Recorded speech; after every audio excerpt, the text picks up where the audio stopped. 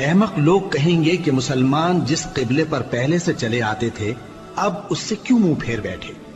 تم کہہ دو کہ مشرق اور مغرب سب اللہ ہی کا ہے، وہ جس کو چاہتا ہے سیدھے رستے پر چلاتا ہے، اور اسی طرح ہم نے تم کو امت معتدل بنایا ہے تاکہ تم لوگوں پر گواہ بنو اور پیغمبر آخر الزمان صلی اللہ علیہ وآلہ وسلم تم پر گواہ بنے۔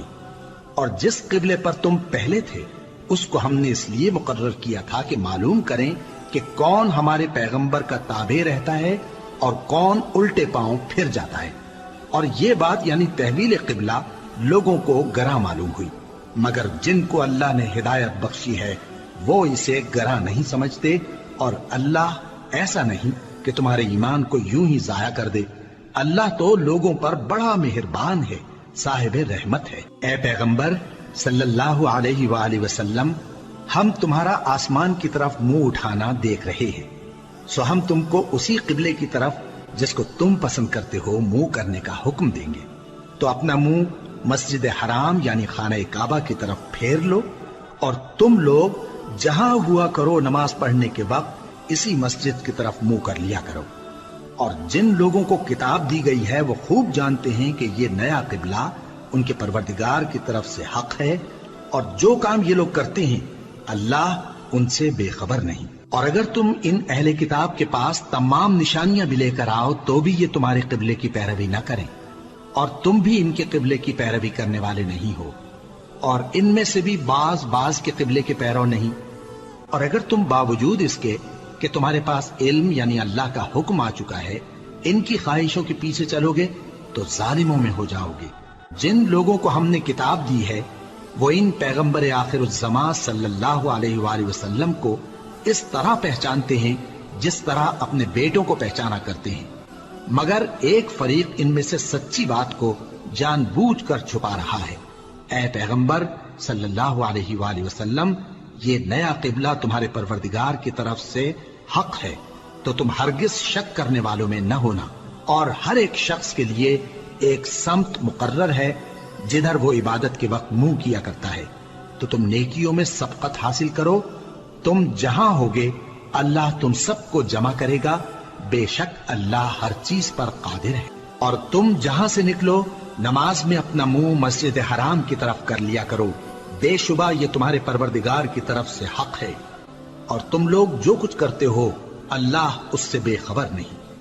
اور تم جہاں سے نکلو مسجد حرام کی طرف منہ کر کے نماز پڑھا کرو، اور مسلمانوں تم جہاں ہوا کرو اسی مسجد کی طرف رخ کیا کرو۔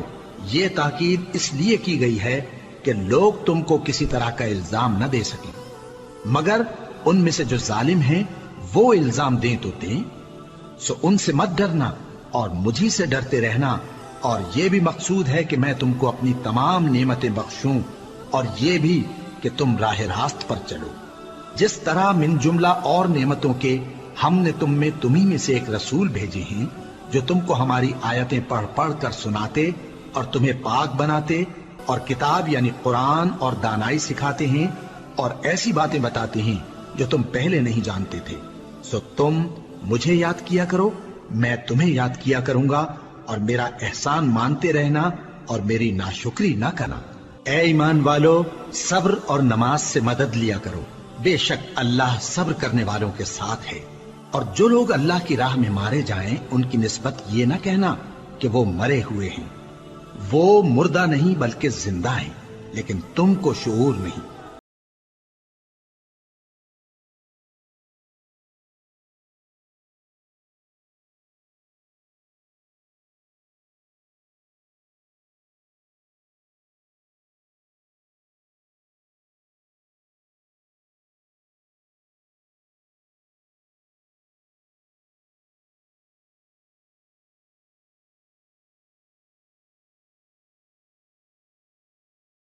بے شک کوہ صفا اور مروہ اللہ کی نشانیوں میں سے ہیں، تو جو شخص خانہ کعبہ کا حج یا عمرہ کرے اس پر کچھ گناہ نہیں کہ دونوں کے درمیان چکر لگائے، بلکہ یہ ایک نیک کام ہے، اور جو کوئی نیک کام کرے تو اللہ قدردان ہے، دانا ہے۔ جو لوگ ہمارے حکموں اور ہدایتوں کو جو ہم نے نازل کی ہیں کسی غرض فاسد سے چھپاتے ہیں، باوجود کہ ہم نے ان کو لوگوں کے سمجھانے کے لیے اپنی کتاب میں کھول کھول کر بیان کر دیا ہے۔ ایسوں پر اللہ اور تمام لعنت کرنے والے لعنت کرتے ہیں۔ ہاں، جو توبہ کرتے ہیں اور اپنی حالت درست کر لیتے ہیں اور احکام الہی کو صاف صاف بیان کر دیتے ہیں تو میں ان کے قصور معاف کر دیتا ہوں، اور میں بڑا معاف کرنے والا، بڑا مہربان ہوں۔ جو لوگ کافر ہوئے اور کافر ہی مرے، ایسوں پر اللہ کی اور فرشتوں کی اور انسانوں کی سب کی لعنت، وہ ہمیشہ اسی لعنت میں گرفتار رہیں گے۔ ان سے نہ تو عذاب ہلکا ہی کیا جائے گا اور نہ انہیں کچھ مہلت ملے گی۔ اور لوگوں، تمہارا معبود ایک ہی معبود ہے، اس بڑے مہربان اور رحم والے کے سوا کوئی عبادت کے لائق نہیں۔ بے شک آسمانوں اور زمین کے پیدا کرنے میں اور رات اور دن کے ایک دوسرے کے پیچھے آنے جانے میں اور کشتیوں اور جہازوں میں جو سمندر میں لوگوں کے فائدے کے لیے رواں ہیں، اور میں جس کو اللہ آسمان سے برساتا اور اس سے زمین کو اس کے مردہ ہو جانے کے بعد زندہ یعنی خشک ہو جانے کے بعد سرسبز کر دیتا ہے، اور زمین پر ہر قسم کے جانور پھیلانے میں اور ہواؤں کے چلانے میں اور بادلوں میں جو آسمان اور زمین کے درمیان گھرے رہتے ہیں، عقل مندوں کے لیے اللہ کی قدرت کی نشانیاں ہیں۔ اور بعض لوگ ایسے ہیں جو غیر اللہ کو اللہ کا شریک بناتے اور ان سے اللہ کی سی محبت کرتے ہیں، لیکن جو ایمان والے ہیں وہ تو اللہ ہی کے سب سے زیادہ دوست دار ہیں۔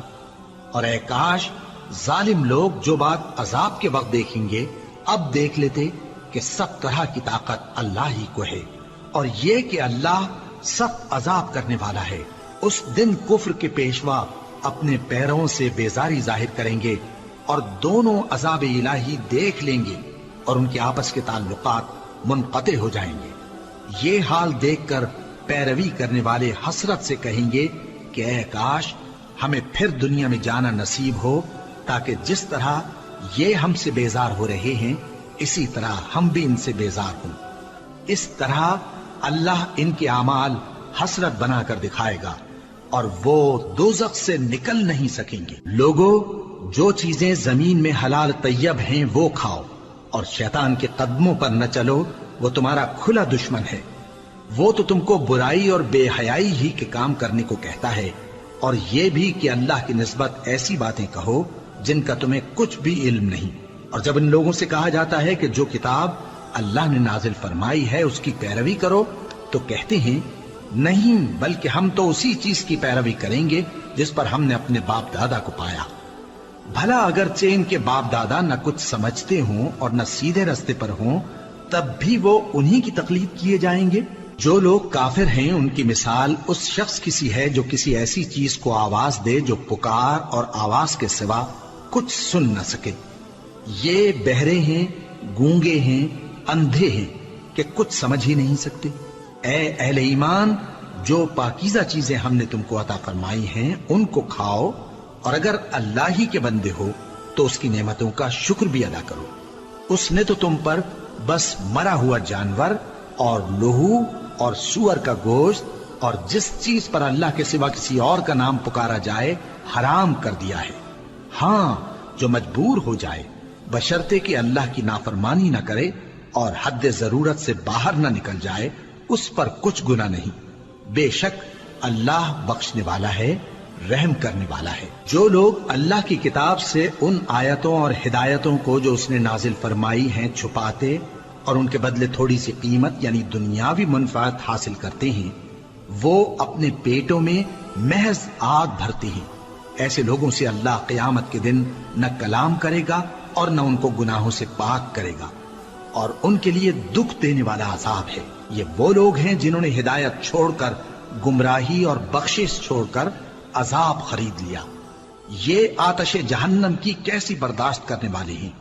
یہ اس لیے کہ اللہ نے کتاب سچائی کے ساتھ نازل فرمائی، اور جن لوگوں نے اس کتاب میں اختلاف کیا وہ ضد میں آ کر نیکی سے دور ہو گئے ہیں۔ نیکی یہی نہیں کہ تم مشرق و مغرب کو قبلہ سمجھ کر ان کی طرف منہ کر لو، بلکہ نیکی یہ ہے کہ لوگ اللہ پر اور روز آخر پر اور فرشتوں پر اور اللہ کی کتاب پر اور پیغمبروں پر ایمان لائیں، اور مال باوجود عزیز رکھنے کے رشتہ داروں اور یتیموں اور محتاجوں اور مسافروں اور مانگنے والوں کو دیں، اور گردنوں کے چھڑانے میں خرچ کریں، اور نماز پڑھیں اور زکات دیں، اور جب عہد کر لیں تو اس کو پورا کریں، اور سختی اور تکلیف میں اور جنگ کے وقت ثابت قدم رہیں۔ یہی لوگ ہیں جو ایمان میں سچے ہیں، اور یہی ہیں جو اللہ سے ڈرنے والے ہیں۔ مومنوں، تم کو مقتولوں کے بارے میں قصاص یعنی خون کے بدلے خون کا حکم دیا جاتا ہے، اس طرح پر کہ آزاد کے بدلے آزاد مارا جائے، اور غلام کے بدلے غلام، اور عورت کے بدلے عورت۔ اور اگر قاتل کو اس کے مقتول بھائی کے قصاص میں سے کچھ معاف کر دیا جائے تو وارث مقتول کو پسندیدہ طریق سے قرارداد کی پیروی یعنی مطالبہ خون بہا کرنا اور قاتل کو خوشخوئی کے ساتھ ادا کرنا چاہیے۔ یہ تمہارے پروردگار کی طرف سے تمہارے لیے آسانی اور مہربانی ہے۔ اب جو اس کے بعد زیادتی کرے اس کے لیے دکھ کا عذاب ہے۔ اور اے اہل عقل، حکم قصاص میں تمہاری زندگانی ہے کہ تم قتل و خونریزی سے بچو۔ تم پر فرض کیا جاتا ہے کہ جب تم میں سے کسی کو موت کا وقت آ جائے تو اگر وہ کچھ مال چھوڑ جانے والا ہو تو ماں باپ اور رشتہ داروں کے لیے دستور کے مطابق وصیت کر جائے۔ اللہ سے ڈرنے والوں پر یہ ایک حق ہے۔ پھر جو شخص وصیت کو سننے کے بعد اس کو بدل ڈالے تو اس کے بدلنے کا گناہ انہی لوگوں پر ہے جو اس کو بدلیں، اور بے شک اللہ سنتا جانتا ہے۔ اب اگر کسی کو وصیت کرنے والے کی طرف سے کسی وارث کی طرفداری یا حق تلفی کا اندیشہ ہو تو اگر وہ وصیت کو بدل کر وارثوں میں صلح کرا دے تو اس پر کچھ گناہ نہیں، بے شک اللہ بخشنے والا ہے، رحم والا ہے۔ مومنوں، تم پر روزے فرض کیے گئے ہیں جس طرح تم سے پہلے لوگوں پر فرض کیے گئے تھے تاکہ تم پرہیزگار بنو۔ روزوں کے دن گنتی کے چند روز ہیں، تو جو شخص تم میں سے بیمار ہو یا سفر میں ہو تو دوسرے دنوں میں روزوں کا شمار پورا کر لے۔ اور جو لوگ روزہ رکھنے کی طاقت رکھیں لیکن رکھیں نہیں، وہ روزے کے بدلے محتاج کو کھانا کھلا دیں۔ اور جو کوئی اپنی مرضی سے زیادہ نیکی کرے تو اس کے حق میں زیادہ اچھا ہے، اور اگر سمجھو تو روزہ رکھنا ہی تمہارے حق میں بہتر ہے۔ روزوں کا مہینہ رمضان کا مہینہ ہے جس میں قرآن اول نازل ہوا، جو لوگوں کا رہنما ہے اور جس میں ہدایت کی کھلی نشانیاں ہیں، اور جو حق و باطل کو الگ الگ کرنے والا ہے۔ تو جو کوئی تم میں سے اس مہینے میں موجود ہو چاہیے کہ پورے مہینے کے روزے رکھے، اور جو بیمار ہو یا سفر میں ہو تو دوسرے دنوں میں روزے رکھ کر ان کا شمار پورا کر لے۔ اللہ تمہارے حق میں آسانی چاہتا ہے اور سختی نہیں چاہتا، اور یہ آسانی کا حکم اس لیے دیا گیا ہے کہ تم روزوں کا شمار پورا کر لو، اور اس احسان کے بدلے کہ اللہ نے تم کو ہدایت بخشی ہے تم اس کو بزرگی سے یاد کرو اور اس کا شکر کرو۔ اور اے پیغمبر، جب تم سے میرے بندے میرے بارے میں دریافت کریں تو انہیں معلوم ہو کہ میں تو تمہارے پاس ہی ہوں۔ جب کوئی پکارنے والا مجھے پکارتا ہے تو میں اس کی دعا قبول کرتا ہوں، تو ان کو چاہیے کہ میرے حکموں کو مانیں اور مجھ پر ایمان رکھیں تاکہ نیک رستہ پائیں۔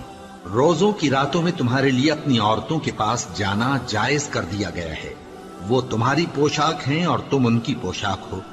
اللہ کو معلوم ہے کہ تم ان کے پاس جانے سے اپنے حق میں خیانت کرتے تھے، سو اس نے تم پر مہربانی کی اور تمہاری حرکات سے درگزر فرمائی، تو اب تم کو اختیار ہے کہ ان سے مباشرت کرو۔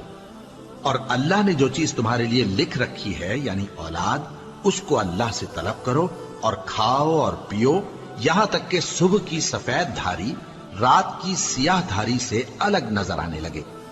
پھر روزہ رکھ کر رات تک پورا کرو، اور جب تم مسجدوں میں اعتکاف بیٹھتے ہو تو ان سے مباشرت نہ کرو، یہ اللہ کی حدیں ہیں، ان کے پاس نہ جانا۔ اسی طرح اللہ اپنی آیتیں لوگوں کے سمجھانے کے لیے کھول کھول کر بیان فرماتا ہے تاکہ وہ پرہیزگار بنے۔ اور آپس میں ایک دوسرے کا مال ناحق نہ کھاؤ، اور نہ اس کو رشوتاً حاکموں کے پاس پہنچاؤ تاکہ لوگوں کے مال کا کچھ حصہ ناجائز طور پر کھا جاؤ، اور اسے تم جانتے بھی ہو۔ اے پیغمبر، لوگ تم سے نئے چاند کے بارے میں دریافت کرتے ہیں کہ گھٹتا بڑھتا کیوں ہے۔ کہہ دو کہ وہ لوگوں کے کاموں کی میعادیں اور حج کے وقت معلوم ہونے کا ذریعہ ہے، اور نیکی اس بات میں نہیں کہ احرام کی حالت میں گھروں میں ان کے پچھواڑے کی طرف سے آؤ، بلکہ نیکوکار وہ ہے جو پرہیزگار ہو، اور گھروں میں ان کے دروازوں سے آیا کرو، اور اللہ سے ڈرتے رہو تاکہ کامیاب ہو جاؤ۔ اور جو لوگ تم سے لڑتے ہیں تم بھی اللہ کی راہ میں ان سے لڑو، مگر زیادتی نہ کرنا، کہ اللہ زیادتی کرنے والوں کو دوست نہیں رکھتا، اور ان کو جہاں پاؤ قتل کر دو، اور جہاں سے انہوں نے تم کو نکالا ہے یعنی مکے سے، وہاں سے تم بھی ان کو نکال دو۔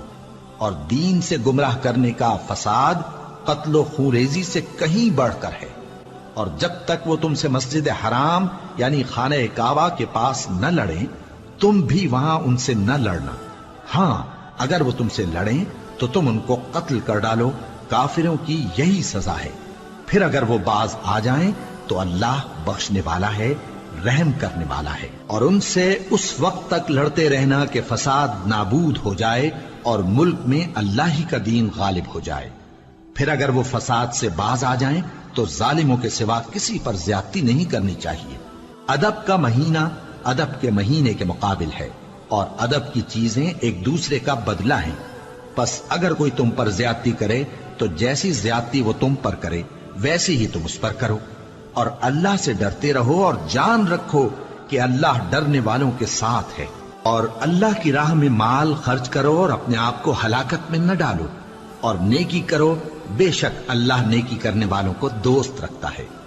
اور اللہ کی خوشنودی کے لیے حج اور عمرے کو پورا کرو، اور اگر راستے میں روک لیے جاؤ تو جیسی قربانی میسر ہو کر دو، اور جب تک قربانی اپنے مقام پر نہ پہنچ جائے سر نہ منڈاؤ۔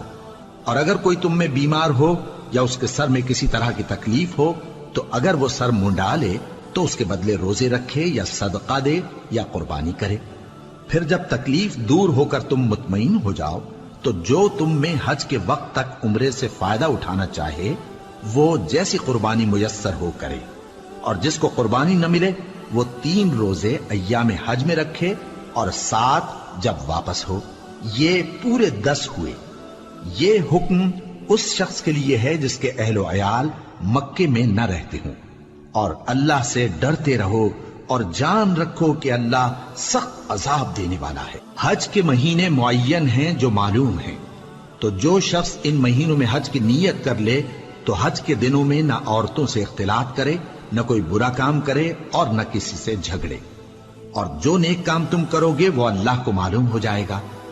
اور زاد راہ یعنی رستے کا خرچ ساتھ لے جاؤ، کیونکہ بہترین زاد راہ پرہیزگاری ہے۔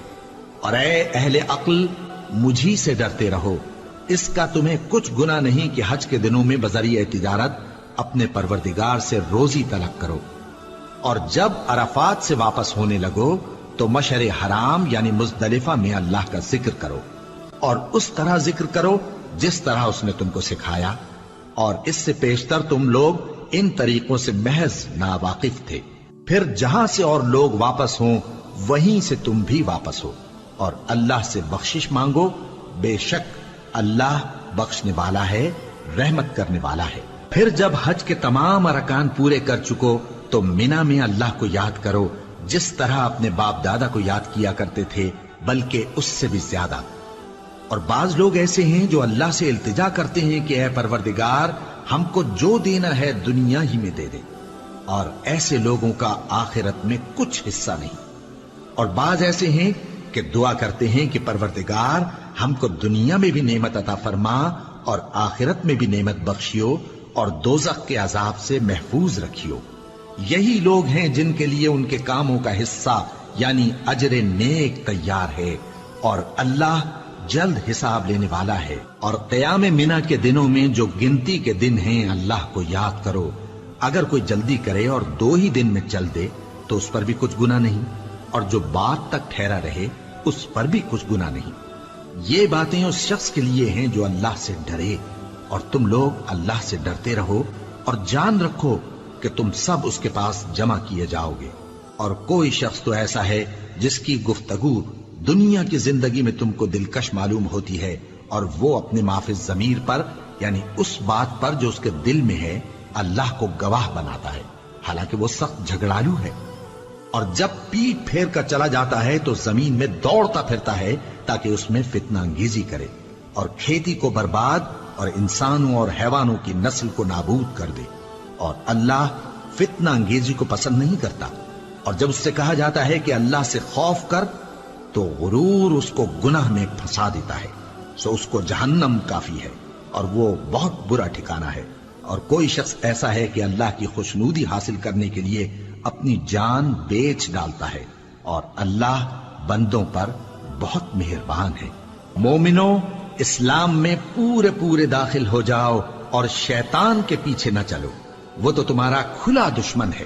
پھر اگر تم احکام روشن پہنچ جانے کے بعد لڑکھڑا جاؤ تو جان رکھو کہ اللہ غالب ہے، حکمت والا ہے۔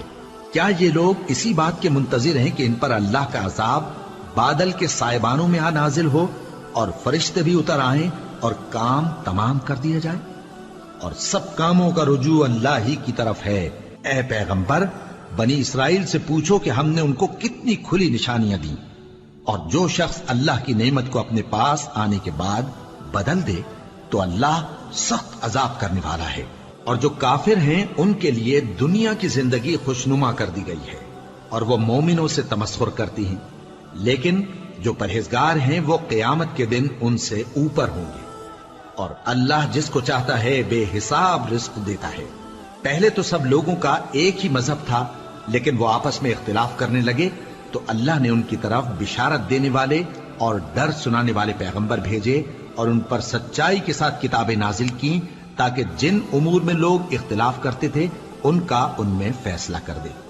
اور اس میں اختلاف بھی انہی لوگوں نے کیا جن کو کتاب دی گئی تھی، باوجود کہ ان کے پاس کھلے ہوئے احکام آ چکے تھے، اور یہ اختلاف انہوں نے صرف آپس کی ضد سے کیا۔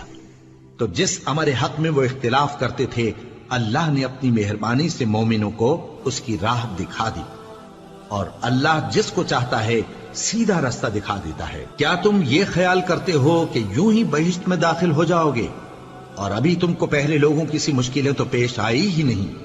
ان کو بڑی بڑی سختیاں اور تکلیفیں پہنچیں، اور وہ صعوبتوں میں ہلا ہلا دیے گئے، یہاں تک کہ پیغمبر اور مومن لوگ جو ان کے ساتھ تھے سب پکار اٹھے کہ کب اللہ کی مدد آئے گی۔ دیکھو، اللہ کی مدد ان قریب آیا چاہتی ہے۔ اے نبی، لوگ تم سے پوچھتے ہیں کہ اللہ کی راہ میں کس طرح کا مال خرچ کریں۔ کہہ دو کہ جو چاہو خرچ کرو، لیکن جو مال خرچ کرنا چاہو وہ درجہ بدرجہ اہل استحقاق یعنی ماں باپ کو اور قریب کے رشتہ داروں کو اور یتیموں کو اور محتاجوں کو اور مسافروں کو سب کو دو، اور جو بھلائی تم کرو گے اللہ اس کو جانتا ہے۔ مسلمانوں، تم پر اللہ کے رستے میں لڑنا فرض کر دیا گیا ہے، اور وہ تمہیں ناگوار تو ہوگا، مگر عجب نہیں کہ ایک چیز تم کو بری لگے اور وہ تمہارے حق میں بھلی ہو، اور عجب نہیں کہ ایک چیز تم کو بھلی لگے اور وہ تمہارے لیے مضر ہو، اور ان باتوں کو اللہ ہی بہتر جانتا ہے اور تم نہیں جانتے۔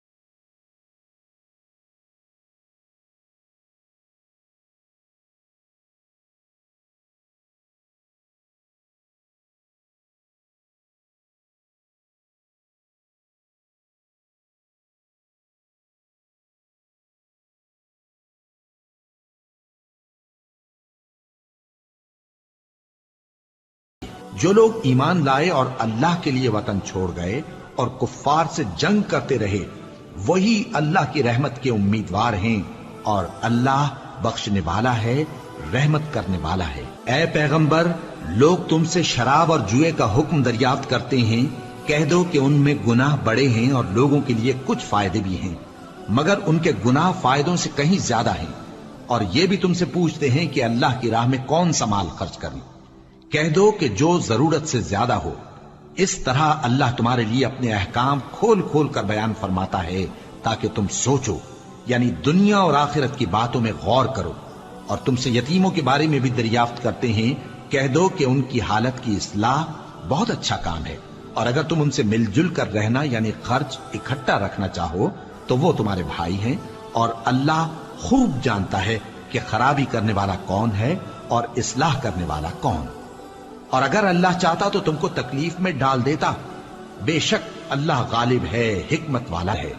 اور مومنوں مشرک عورتوں سے جب تک وہ ایمان نہ لائیں نکاح نہ کرنا، کیونکہ مشرک عورت خواہ تم کو کیسی ہی بھلی لگے اس سے مومن لونڈی بہتر ہے۔ اور اسی طرح مشرک مرد جب تک ایمان نہ لائیں مومن عورتوں کو ان کی زوجیت میں نہ دینا، کیونکہ مشرک مرد سے خواہ وہ تم کو کیسا ہی بھلا لگے مومن غلام بہتر ہے۔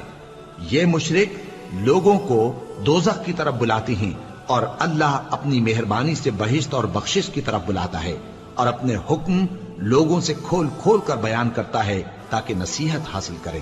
اور تم سے حیض کے بارے میں دریافت کرتے ہیں، کہہ دو وہ تو نجاست ہے، سو ایام حیض میں عورتوں سے کنارہ کش رہو، اور جب تک وہ پاک نہ ہو جائیں ان سے مقاربت نہ کرو۔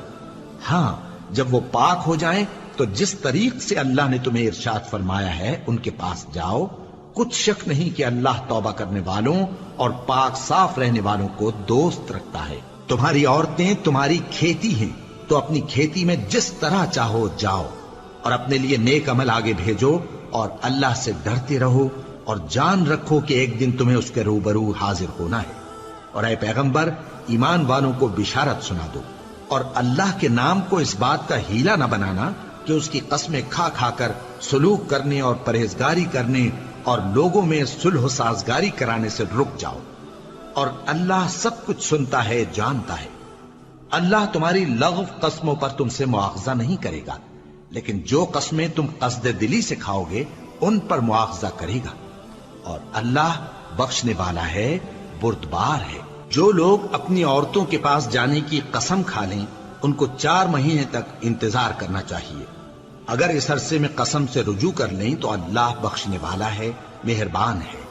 اور اگر طلاق کا ارادہ کر لیں تو بھی اللہ سنتا ہے جانتا ہے۔ اور طلاق والی عورتیں 3 حیض تک اپنے تئیں روکے رہیں، اور اگر وہ اللہ اور روز قیامت پر ایمان رکھتی ہیں تو ان کو جائز نہیں کہ اللہ نے جو کچھ ان کے شکم میں پیدا کیا ہے اس کو چھپائیں۔ اور ان کے خاوند اگر پھر موافقت چاہیں تو اس مدت میں وہ ان کو اپنی زوجیت میں لے لینے کے زیادہ حقدار ہیں۔ اور عورتوں کا حق مردوں پر ویسا ہی ہے جیسے دستور کے مطابق مردوں کا حق عورتوں پر ہے، البتہ مردوں کو عورتوں پر 1 درجہ فضیلت ہے، اور اللہ غالب ہے، صاحب حکمت ہے۔ طلاق صرف 2 بار ہے، یعنی جب 2 دفعہ طلاق دے دی جائے تو پھر عورتوں کو یا تو بطریق شائستہ نکاح میں رہنے دینا ہے یا بھلائی کے ساتھ چھوڑ دینا۔ اور یہ جائز نہیں کہ جو مہر تم ان کو دے چکے ہو اس میں سے کچھ واپس لے لو۔ ہاں اگر زن و شوہر کو خوف ہو کہ وہ اللہ کی حدوں کو قائم نہیں رکھ سکیں گے تو اگر عورت خاوند کے ہاتھ سے رہائی پانے کے بدلے میں کچھ دے ڈالے تو دونوں پر کچھ گناہ نہیں۔ یہ اللہ کی مقرر کی ہوئی حدیں ہیں، ان سے باہر نہ نکلنا، اور جو لوگ اللہ کی حدوں سے باہر نکل جائیں گے وہ گناہگار ہوں گے۔ پھر اگر شوہر 2 طلاقوں کے بعد تیسری طلاق عورت کو دے دے تو اس کے بعد جب تک عورت کسی دوسرے شخص سے نکاح نہ کر لے اس پہلے شوہر پر حلال نہ ہوگی۔ ہاں اگر دوسرا خاوند بھی طلاق دے دے اور عورت اور پہلا خاوند پھر ایک دوسرے کی طرف رجوع کر لیں تو ان پر کچھ گناہ نہیں، بشرطے کہ دونوں یقین کریں کہ اللہ کی حدوں کو قائم رکھ سکیں گے، اور یہ اللہ کی حدیں ہیں، ان کو وہ ان لوگوں کے لیے بیان فرماتا ہے جو علم رکھتے ہیں۔ اور جب تم عورتوں کو 2 دفعہ طلاق دے چکو اور ان کی عدت پوری ہو جائے تو انہیں یا تو حسن سلوک سے نکاح میں رہنے دو یا بطریق شائستہ رخصت کر دو، اور اس نیت سے ان کو نکاح میں نہ رہنے دینا چاہیے کہ انہیں تکلیف دو اور ان پر زیادتی کرو، اور جو ایسا کرے گا وہ اپنا ہی نقصان کرے گا۔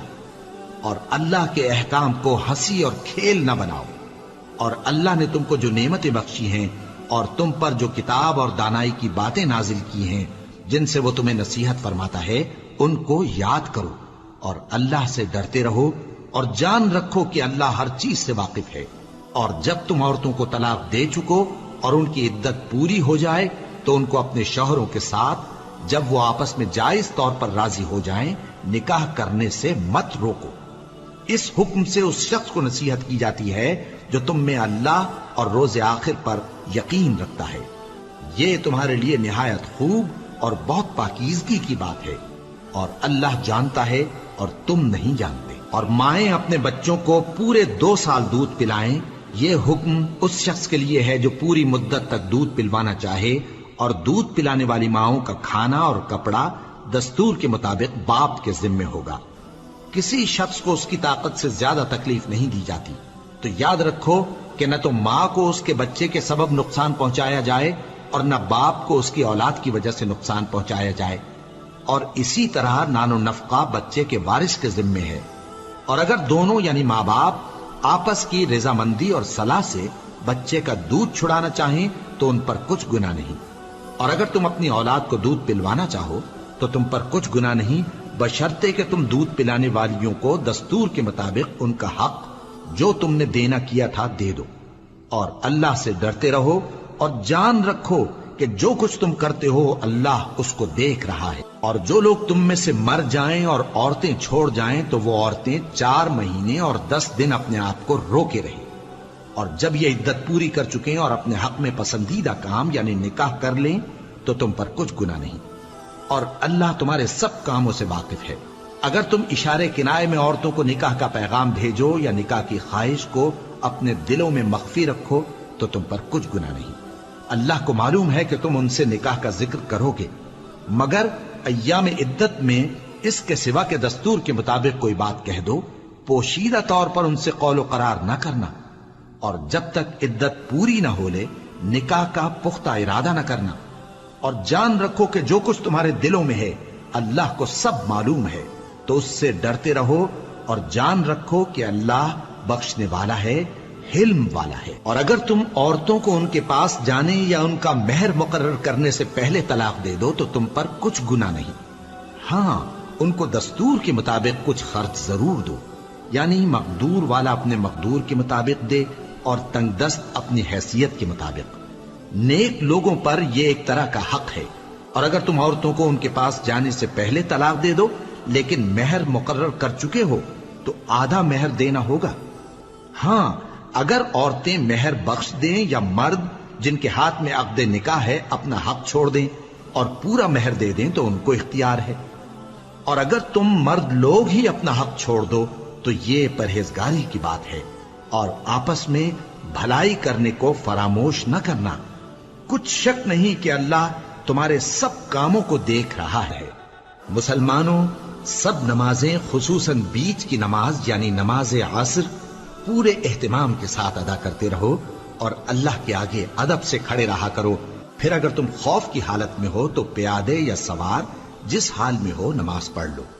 پھر جب امن و اطمینان ہو جائے تو جس طریق سے اللہ نے تم کو سکھایا ہے جو تم پہلے نہیں جانتے تھے اللہ کو یاد کرو، اور جو لوگ تم میں سے مر جائیں اور عورتیں چھوڑ جائیں وہ اپنی عورتوں کے حق میں وصیت کر جائیں کہ ان کو 1 سال تک خرچ دیا جائے اور گھر سے نہ نکالی جائیں۔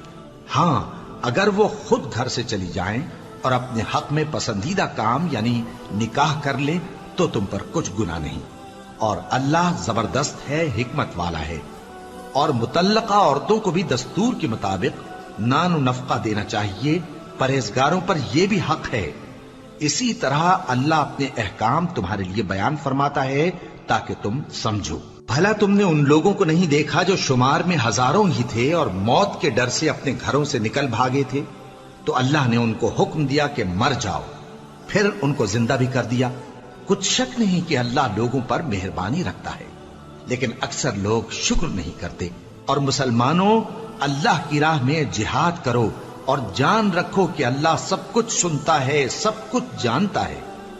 کون ہے کہ اللہ کو قرض حسنہ دے کہ وہ اس کے بدلے اس کو کئی گنا زیادہ دے گا، اور اللہ ہی روزی کو تنگ کرتا اور وہی اسے کشادہ کرتا ہے، اور تم اسی کی طرف لوٹ کر جاؤ گے۔ بھلا تم نے بنی اسرائیل کی ایک جماعت کو نہیں دیکھا جس نے موسیٰ کے بعد اپنے پیغمبر سے کہا کہ آپ ہمارے لیے ایک بادشاہ مقرر کر دیں تاکہ ہم اللہ کی راہ میں جہاد کریں؟ پیغمبر نے کہا کہ اگر تم کو جہاد کا حکم دیا جائے تو ایسا تو نہیں کہ لڑنے سے پہلو تہی کرو۔ وہ کہنے لگے کہ ہم اللہ کی راہ میں کیوں نہ لڑیں گے جبکہ ہم وطن سے خارج اور بال بچوں سے جدا کر دیے گئے۔ پھر جب ان کو جہاد کا حکم دیا گیا تو چند اشخاص کے سوا سب پھر گئے، اور اللہ ظالموں سے خوب واقف ہے۔ اور پیغمبر نے ان سے یہ بھی کہا کہ اللہ نے تم پر طالوت کو بادشاہ مقرر فرمایا ہے وہ بولے کہ اسے ہم پر بادشاہی کا حق کیوں کر ہو سکتا ہے؟ اس سے بڑھ کر بادشاہی کے مستحق تو ہم ہیں، اور اس کے پاس تو بہت سی دولت بھی نہیں۔ پیغمبر نے کہا کہ اللہ نے اس کو تم پر فضیلت دی ہے اور بادشاہی کے لیے منتخب فرمایا ہے۔ اس نے اسے علم بھی بہت سا بخشا ہے اور تن و توش بھی بڑا عطا کیا ہے، اور اللہ کو اختیار ہے جسے چاہے بادشاہی بخشے، وہ بڑا کشائش والا ہے، دانا ہے۔ اور پیغمبر نے ان سے کہا کہ ان کی یعنی طالوت کی بادشاہی کی نشانی یہ ہے کہ تمہارے پاس وہ صندوق آئے گا جس کو فرشتے اٹھائے ہوئے ہوں گے، اس میں تمہارے پروردگار کی طرف سے تسلی بخشنے والی چیز ہوگی، اور کچھ اور چیزیں بھی ہوں گی جو موسیٰ اور ہارون چھوڑ گئے تھے۔ اگر تم ایمان رکھتے ہو تو یہ تمہارے لیے ایک بڑی نشانی ہے۔ غرض جب طالوت فوجیں لے کر روانہ ہوا تو اس نے ان سے کہا کہ اللہ ایک نہر سے تمہاری آزمائش کرنے والا ہے، جو شخص اس میں سے پانی پی لے گا اس کی نسبت تصور کیا جائے گا کہ وہ میرا نہیں، اور جو نہ پیے گا وہ سمجھا جائے گا کہ میرا ہے۔ ہاں اگر کوئی ہاتھ سے چلو بھر پانی لے لے تو خیر۔ جب وہ لوگ نہر پر پہنچے تو چند آدمیوں کے سوا سب نے پانی پی لیا۔ پھر جب طالوت اور مومن لوگ جو اس کے ساتھ تھے نہر کے پار ہو گئے تو کہنے لگے کہ آج ہم میں جالوت اور اس کے لشکر سے مقابلہ کرنے کی طاقت نہیں۔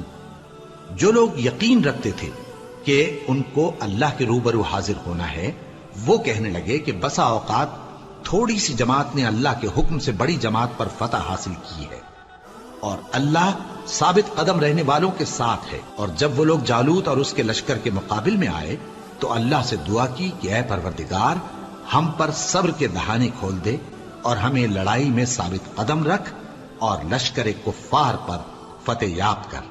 تو طالوت کی فوج نے اللہ کے حکم سے ان کو شکست دے دی، اور داؤد نے جالوت کو قتل کر ڈالا، اور اللہ نے ان کو بادشاہی اور دانائی بخشی اور جو کچھ چاہا سکھایا۔ اور اگر اللہ لوگوں کو ایک دوسرے پر چڑھائی اور حملہ کرنے سے نہ ہٹاتا رہتا تو کرۂ ارض تباہ ہو جاتا، لیکن اللہ اہل عالم پر بڑا مہربان ہے۔ یہ اللہ کی آیتیں ہیں جو ہم تم کو سچائی کے ساتھ پڑھ کر سناتے ہیں، اور اے محمد صلی اللہ علیہ وآلہ وسلم، تم بلا شبہ پیغمبروں میں سے ہو۔